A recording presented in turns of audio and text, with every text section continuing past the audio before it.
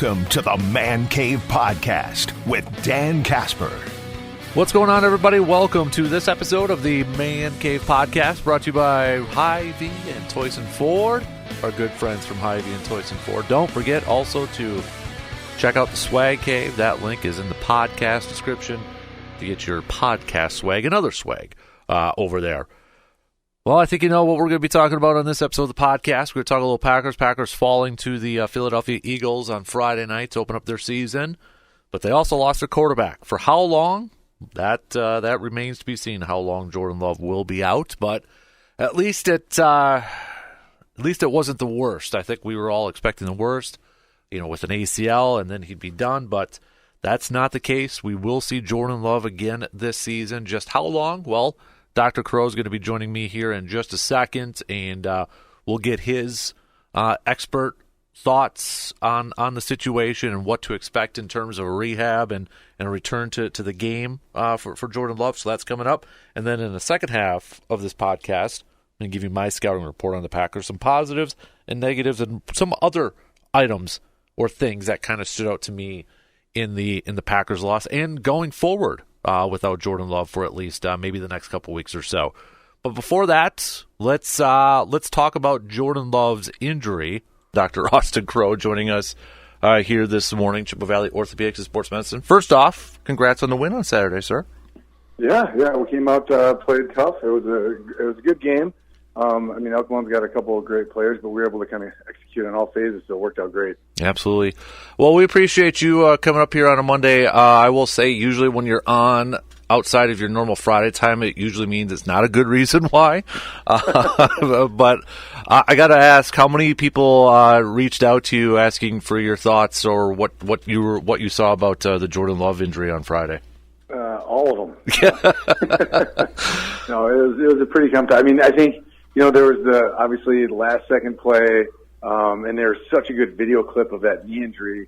And when you see a pop like that, that's usually not a good sign. I mean, it's atypical to have the injury like he had so visible. I mean, usually it's going to be kind of in a scrum or someone kind of gets rolled up on, but you clearly saw that the defensive lineman had a hold of his leg and then kind of the body twisting as he took the second blow or about to take the second blow, and you could clearly see that pop. So, I mean, there's a laundry list of things that it could have been, and this is by far best case scenario. Yeah.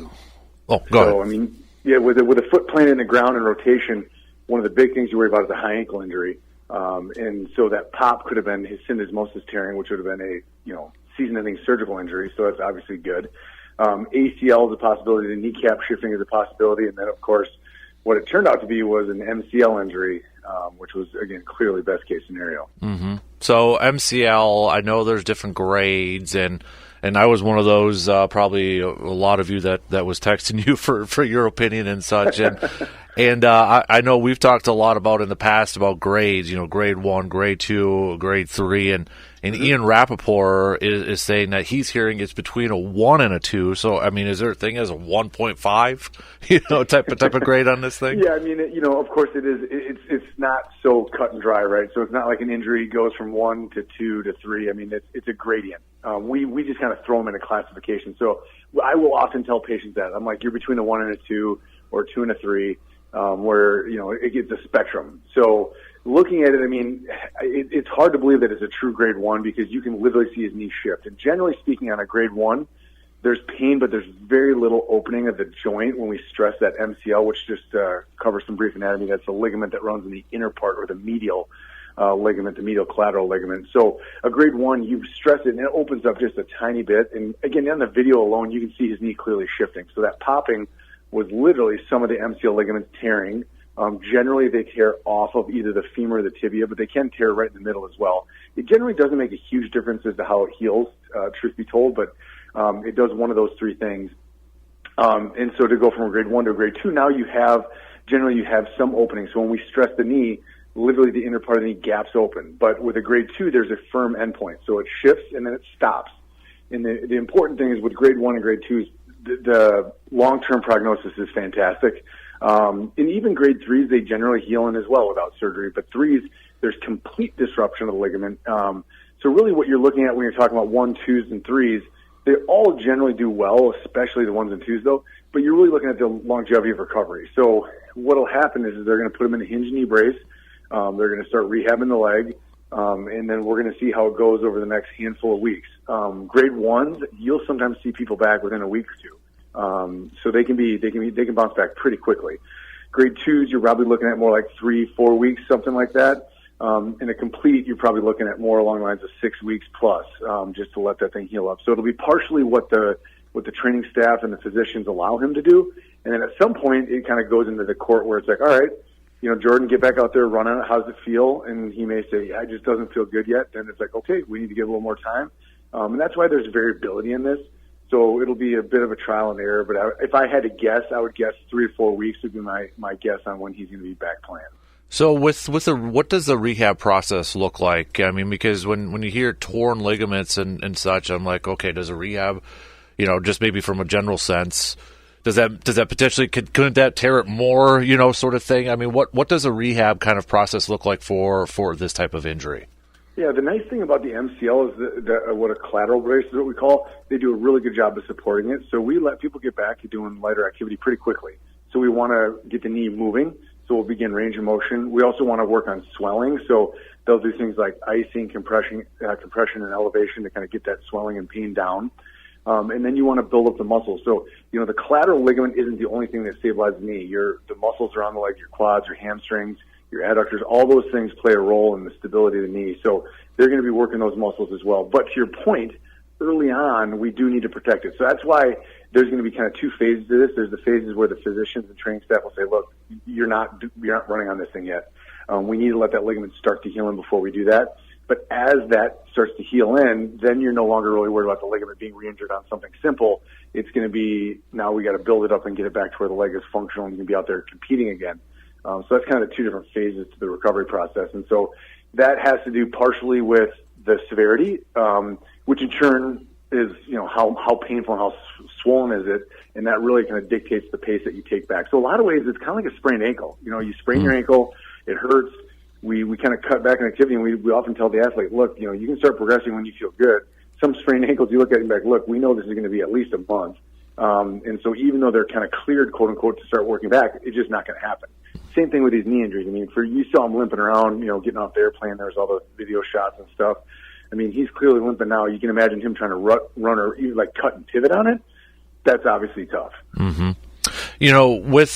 With this too, I don't know if anybody else did this, but over the weekend, after we found out what it was, I was like Googling NFL quarterbacks MCL sprains to see kind of when do guys return. And it was all over the place. I mean, there was an article when Brady was at Tampa Bay, he played like almost all season with a sprained MCL. It's been a couple weeks.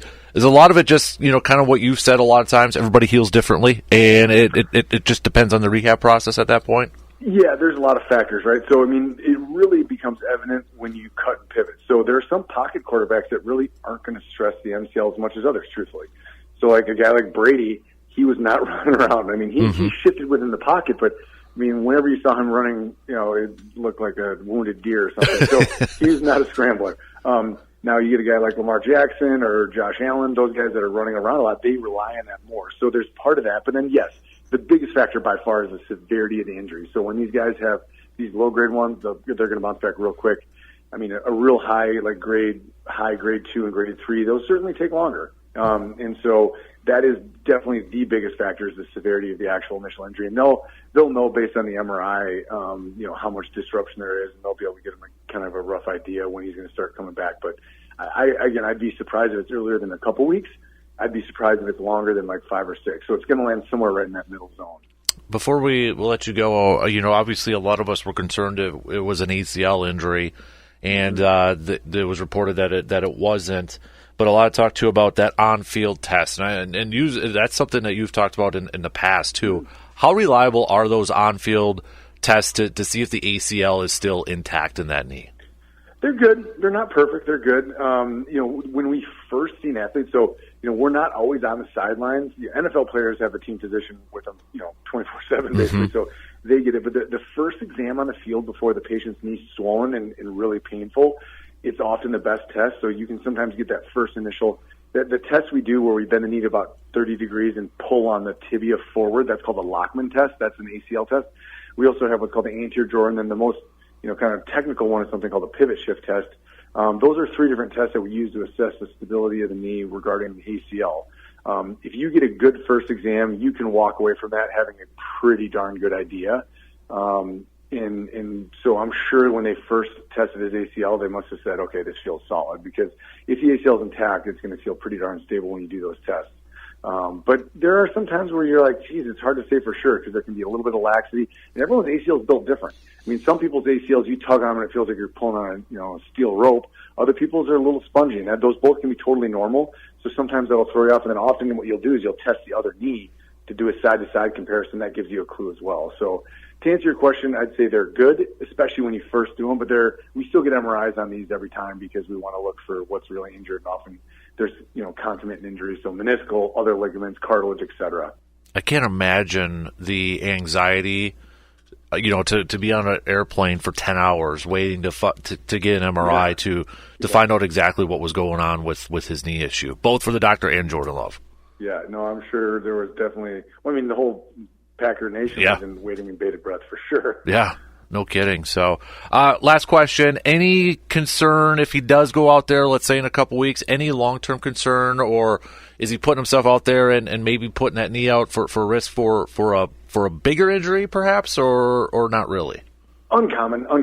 Certainly having one of the ligaments affected does impart a slight risk, but honestly, I wouldn't be overly concerned. I think once he gets back and the leg feels good, he'll have a brace on. So, in fact, Rodgers had an MCL injury, probably about 4 years ago, maybe, something like that. And so he played the rest of the season with a big collateral brace on. Jordan Love will as well. He'll finish the season with a knee brace on, and that provides pretty darn good support for this ligament. So, honestly, I think the odds of an additional injury to this knee is quite low. And the good news is, again, it was an isolated MCL, which they often are. Generally speaking, MCLs, when they happen, the most common form of an MCL injury is an isolated MCL, but you can get additional injuries, which can include other ligaments, meniscus, things like that. But from what all reports are, it sounds like it's an isolated MCL, and that should again do great. So I don't envision this being like his bad knee, that kind of thing. Awesome. Dr. Crow, Chippewa Valley Orthopedics and Sports Medicine, we appreciate you coming on here this morning. I know we had quite a few texts when I opened it up this morning wondering if you were going to be on here this morning, so we appreciate you taking some time and kind of explaining everything for us in a better detail so we could understand it. So thank you so much. Absolutely. No problem. All right, well, you guys have a great day. You too, buddy. There you go. Dr. Crow, Chippewa Valley Orthopedics and Sports Medicine inside the training room. All right, let's take a quick break, and I'll have my scouting reports from the game on Friday coming up after these quick words. Get ready for football season with Hy-Vee. Whether you're tailgating at the game or having a party at your home, Hy-Vee has all the essentials you need for game day. From meats to put on the grills to snacks and beverages, including their huge wine and spirits department, Hy-Vee is your tailgating headquarters. And don't forget to check out their sports shop too, where you can get some swag to help cheer on your favorite team, including the local high schools. It's football season. Score a touchdown with all of your football needs with Hy-Vee in Eau Claire. We're getting set for another busy travel season, vacations, taking our kids to all their games and activities, and you need a proper vehicle to get you to where you're going, and safely. That's where Toyson Ford can help you. Toyson Ford will go the extra mile to provide you with compelling options for new and used car shopping. They will gladly work with you on financing no matter what your budget may be. They're committed to giving drivers across the Chippewa Valley the best in customer service. Check them out for yourself. Visit Toyson Ford in Chippewa Falls today and check out their website, toysonford.net. Here's kind of my scouting report from the game. Positive and negative stuff here. Obviously, the biggest negative is Jordan Love's injury, okay? We don't know exactly how long he's going to be out. Could be a couple weeks, maybe a little bit more than a couple weeks. A lot of it is just going to depend on the rehab process and kind of where he's at, where he's comfortable at here. So, but obviously that is definitely probably the biggest disappointment outside of losing the ball game on Friday night is the Jordan Love injury. And the question now we have is Malik Willis, is he going to be able to go in there and win you some games? Because, well, let's do a little bit of a flashback to cut down day and trying to figure out your roster and trying to figure out your backup quarterback. The main question should always be with your backup quarterback, are you confident? Do you trust that backup quarterback? If they have to go in there to win you a game or two, to win you some games? Do you trust that backup quarterback to do that? And I think it was clearly evident that the Packers didn't have that feeling when it came to Sean Clifford or Michael Pratt, so they bring in Malik Willis. Now, Malik Willis is going to be playing a lot sooner than the Packers had hoped or expected. But they obviously felt a lot better about potentially Malik Willis having to play some time, that they could still be competitive, that they could still win, rather than Sean Clifford or Michael Pratt. The question now is, well, can Malik Willis go in there and still help this team win some games against the Colts and maybe against his former team, Tennessee, and maybe against a division rival with the Vikings at the end of the month here? But the question I will have now is not only can Malik Willis go out there and win you games, there's a lot, I think, now on Matt LaFleur. Because if we go back to when Jordan Love made his first career start against Kansas City when Aaron Rodgers was out due to COVID,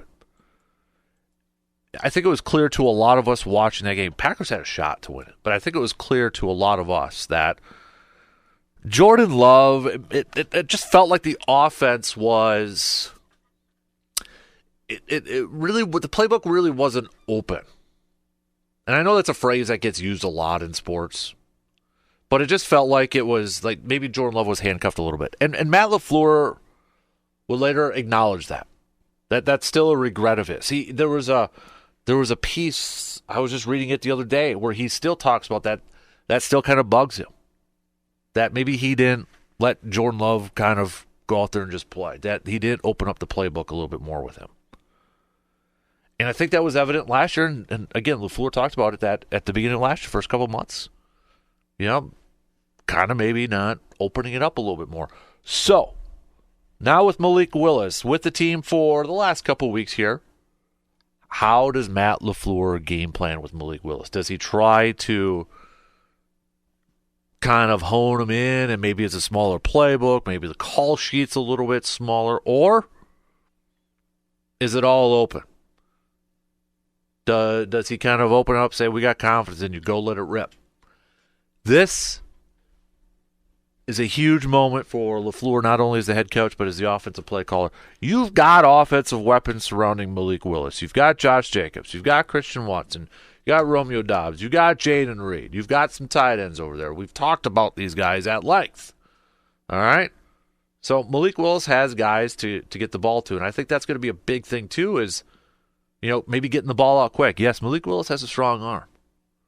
But how is Matt LaFleur going to call these games? How is he going to make it easier for his new quarterback to get the ball out and get it to his receivers, get it to his tight ends and running backs, get it to his playmakers? He's got to create some plays, and he's got to get in that rhythm, and he's got to call plays that makes it easier for his backup quarterback to get the ball to those guys. Get them open. So I'm very curious to see what Matt LaFleur does, what he has dialed up, what he's going to call coming up on Sunday against the Colts. Some of the other things, my scouting reports from the game on Friday, I guess we'll stay with some of the negatives here, some of the poor performances and such. Speaking of Jordan Love, he wasn't the sharpest. I think it's fair to criticize Jordan Love's play a little bit here. 17 of 34, 260 yards. Okay? Yes, he did have quarterback rating of 83, which was almost 3 points higher than Jalen Hurts. But I think it's fair to say there were some throws he missed. He clearly missed and wasn't the most accurate at that point. So it's fair to say Jordan Love probably, or I shouldn't say probably, was a little bit off. I don't know if that was lack of preseason play or what, but he was off. Josh Jacobs, the running game, started off a little slow. Emmanuel Wilson looked pretty good in his limited time. His 4 carries for 46 yards. I mean, a dude looked like he was like the only positive thing with the running tack there in the beginning of the game. But after a slow start from Josh Jacobs, maybe the defense getting a little bit worn down from the Philly side of things, Josh Jacobs bounced back nicely, ended up finishing with a 5.3 yards per carry average. 16 carries, 84 yards. Jaden Reed's a dude. That proved it. again, 2 touchdowns for him, 1 receiving, 1 rushing, 4 catches, 138 yards. Jayden Reed, to me, is a guy that could really help out Malik Willis in these next couple of games. You talk about maybe getting the ball out a little bit quicker, getting the ball out in space to your playmakers. Jayden Reed is one of those guys that I think could really kind of step up and help out a guy like Malik Willis. We'll see if that's going to be the case here. But, yeah, Jayden Reed kind of picking up where he left off last year. Dude looked awesome. Staying with the offense here, too. I mean, offensive line was a big question mark heading into this thing. Was it going to be Sean Ryan? Was it going to be Jordan Morgan? Getting the right guard. It was Sean Ryan over there. And when you look at Pro Football Focus, if you use kind of their grades, okay? If you use their grades, Zach Tom was the highest graded offensive lineman in this game. He didn't give up a single pressure over all the pass blocking snaps. Third highest was Elton Jenkins. By the way, second highest rated player was Jayden Reed. But Elton Jenkins didn't allow a pressure in the passing game either. So who we figured are the top 2 offensive linemen for this Packers team, Elton Jenkins and Zach Tom, those were the 2 offensive linemen that graded out the best. Again, according to Pro Football Focus. Now, Josh Myers was one of the lowest graded players, according to Pro Football Focus over there. So take it for what it's worth. But shout out to Zach Tom and Elton Jenkins for their play. I think one of the things, too, that really surprised me the most, if there was something that really stood out to me, was Tucker Kraft's playing time over Luke Musgrave. Now, Tucker Kraft, remember, he missed a lot of time in preseason, training camp due to injury. And Luke Musgrave was pretty much the number 1 tight end throughout camp and throughout preseason, getting the reps with the number 1s. And so maybe you're thinking, okay, heading into this thing, maybe Musgrave's going to get the majority as they ease Tucker Kraft back in and such. But then you kind of like, okay, Luke Musgrave had a pretty quiet training camp, pretty quiet preseason. And then there was starting to be some conversation out there like, okay, is there something going on? Just not playing well or what have you? But I didn't expect this, where Tucker Kraft had played 96% of the snaps. Okay? There was a total of 67 snaps on offense for the Packers. Tucker Kraft played 64 of those. Luke Musgrave, by comparison, played 17 snaps. 25%. Didn't matter that Tucker Kraft missed some time in training camp and preseason due to injury. Tucker Kraft is right now, I think, tight end number 1 for Green Bay. Now, it could change. It's only one game. It is a little overreaction Monday. But I always kind of find it interesting when we look at the playtime percentages and see how the rotations worked out. And that one really jumped out to me to see that Tucker Kraft it wasn't 50-50, it wasn't even 60-40. It's 96% compared to 25%. Some other ones that kind of jumped out to me, if you will, for all the talk about Evan Williams in preseason training camp, got 0 snaps on defense. 0. None. Nada. Carrington Valentine, 9 snaps, just 12%. Packers, a lot of times staying with their 3 corners of Jair and Stokes and Keyshawn Nixon.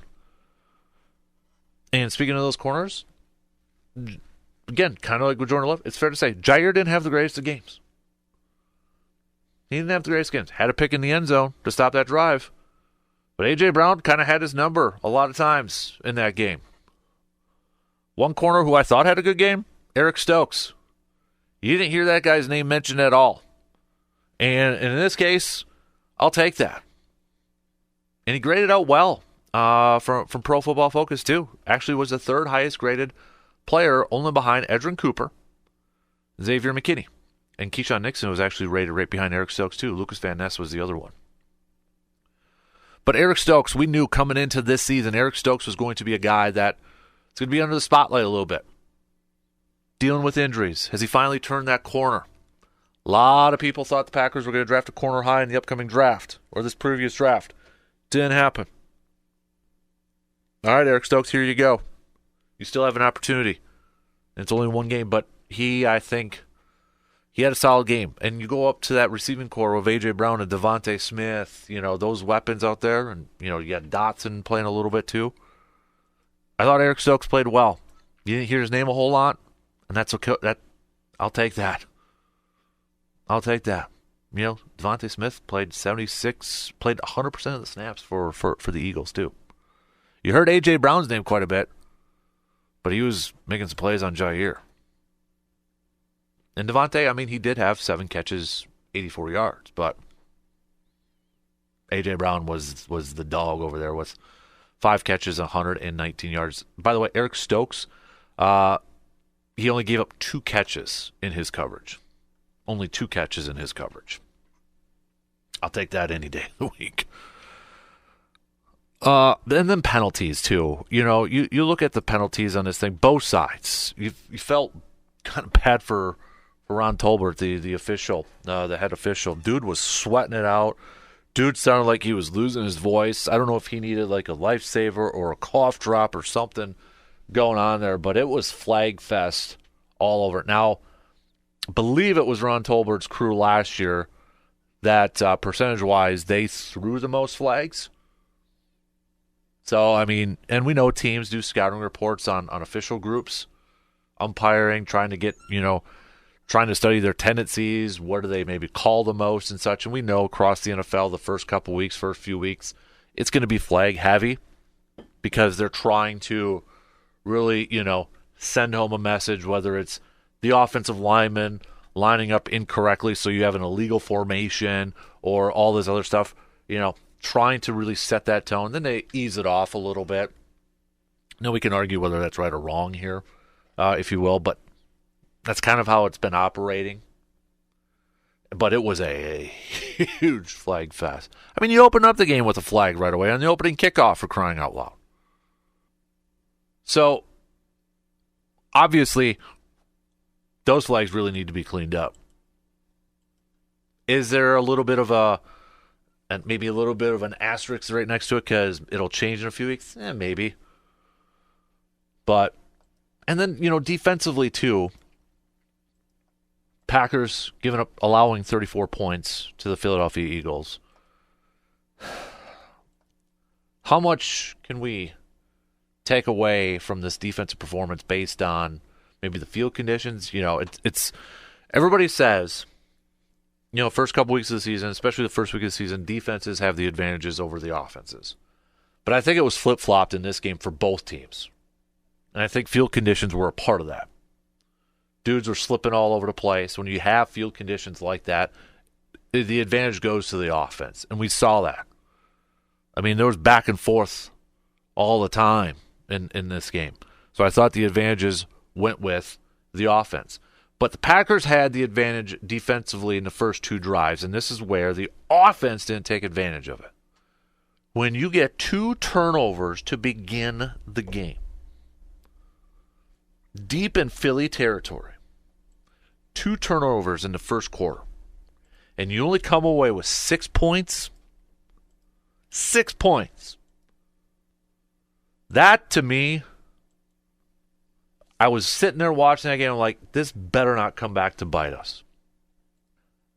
I don't know if it would have made, all the difference in the world. Basic math would tell you this, but the one thing I do think would have changed, it would have changed how the Eagles' offense might have called plays or how Kellen Moore would have dialed up plays or called plays. Because Kellen Moore, if you go back to his history as offensive coordinator with the Cowboys, short stint with the Chargers last year, dude likes to throw it.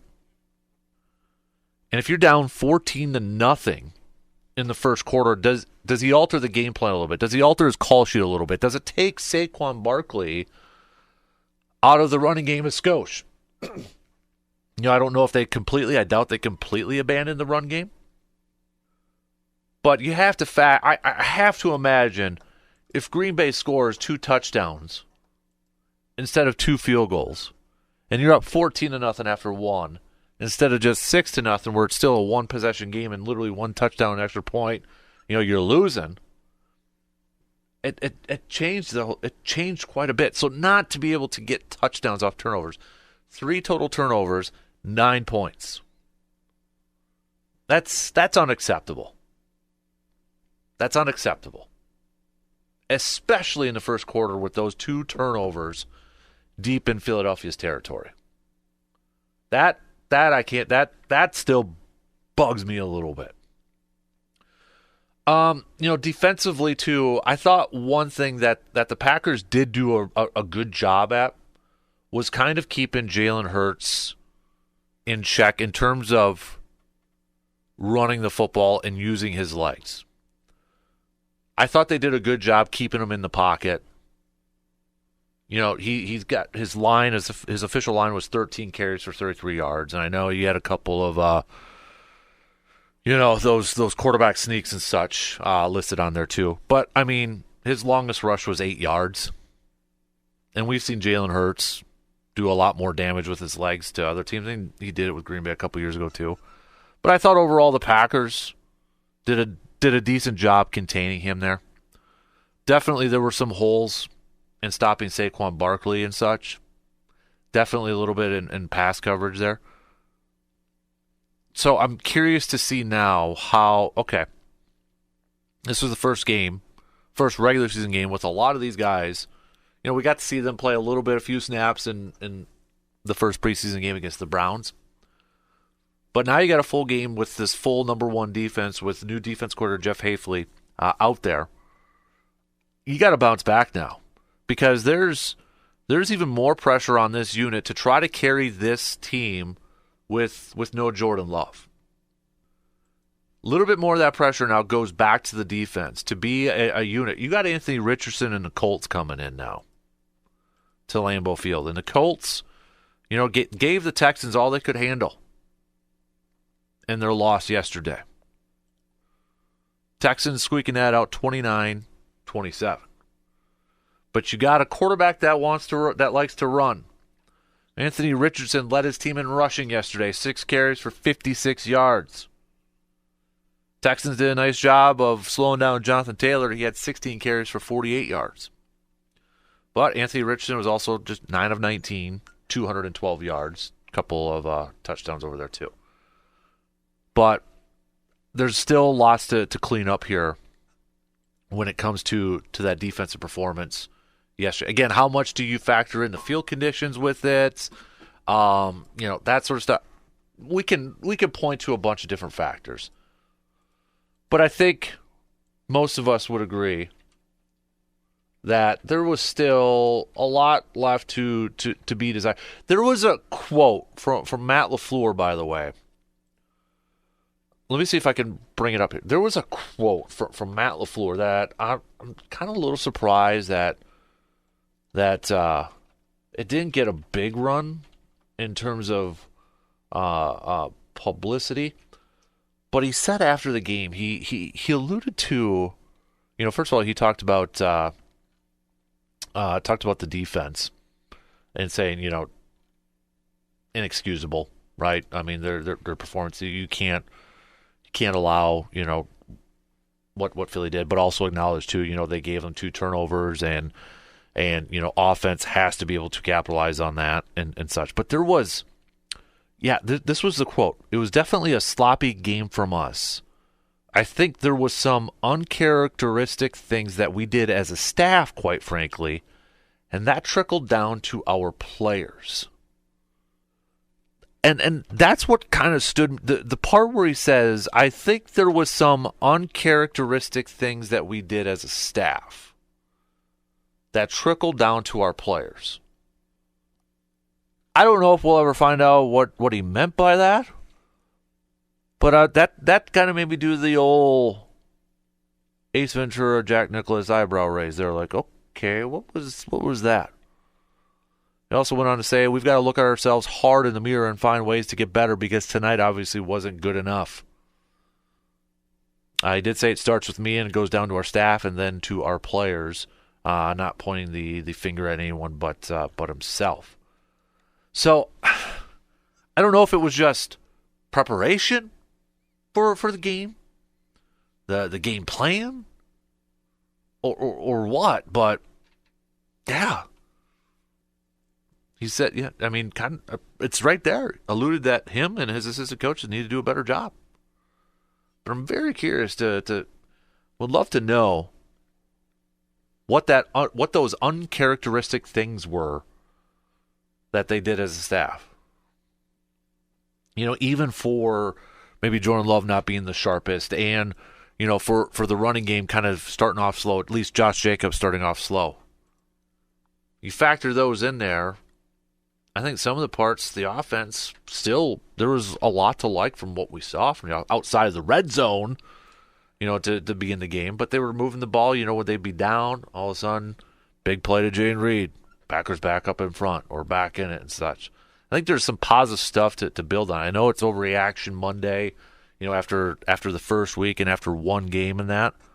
But I think there are some positive stuffs. You know, offensively, they were able to move the ball at different points. They were able to get the running game going there a little bit. Jayden Reed looks like a stud again. You know, there's those things that you can build upon. But we got 16 more of these to go here. Hopefully we're not all freaking out after just one loss, after just one game right now. Maybe a little bit nervous with Jordan Love here for the next couple weeks. And, hey, I'm one of those too. I'm right with you. I have no idea how the HE double hockey sticks this is going to go with Malik Willis playing quarterback. But I look at it two ways. One, a couple different ways. One, Matt LaFleur, what are you going to do? What have you learned from the past with Jordan Love having to make a start for Aaron Rodgers and how the season started off last year? Have you learned anything that will alter your thinking and how to prepare Malik Willis for this start? Two, is the defense ready to, you know, we said last week, honeymoon is over with the defense. All the talk's cheap. The excitement, that's over. It's time to put all that positive stuff that we've heard about Jeff Hafley and his new defense. That stuff doesn't matter. You got to do it on the field now. So, are they going to bounce back against a Colts team with an athletic quarterback, a big quarterback like Anthony Richardson, and help out their offense, who's missing their leader, missing their quarterback? Is the defense going to go out there and set the tone? And are those other offensive players going to help out a Malik Willis? I think one thing, too, and maybe I'm just looking at this, trying to stay uber positive, but I look at the offensive players that this Packers team has. And I think what helps is going back to that whole number one wide receiver debate. I think what helps Malik Willis in this aspect, and maybe kind of on the flip side could hurt. You know, on one side, if you have a number one wide receiver, you could be like, okay, we're going to dial up plays for this guy, just get the ball to him. But on the negative side, maybe that puts pressure on a quarterback, like I got to get it to this guy. I got to get it to this guy. Maybe you force a little stuff here, or some stuff here and there. I think with the fact that they don't have number ones, you can still spread the ball out. You still have plenty of other options out there. Like, I still have this vision in my mind, and I'm not trying to criticize him or say this is a big reason, but going back to that Chiefs game, when Jordan Love got to start, there was images I had of like Davante Adams being frustrated. I don't know if it's because he wasn't getting the ball or if he wasn't, you know, if it was the play calls or what, but the body language from Davante Adams wasn't that great. But I think with this group that you have, you got to rally around Malik Willis, Christian Watson, Romeo Doubs, Jayden Reed, Dontavian Wicks, Musgrave, Kraft, Josh Jacobs. Rally around Malik Willis. Help him out. Make it easier on him. Ball out. Take some of that pressure off the quarterback. All right, that is going to do it for us on this episode of the Man Cave Podcast. Again, brought to you by Hy-Vee and Toyson Ford. And don't forget to check out the Swag Cave. That link is in the podcast description. Swag Cave, done by our good friends at Resonance Branding Company. If you could, give us a quick follow, subscribe wherever you listen to your podcast, like Apple or Spotify, Amazon. We're also on YouTube. And if you could, subscribe to the YouTube channel as well. But also, subscribe to the other podcasting platforms. But also, if you could, give us a 5-star rating and a positive review so others can find the podcast. Until next time, I'm Dan Casper, and I will talk to you on the next episode of the Man Cave Podcast.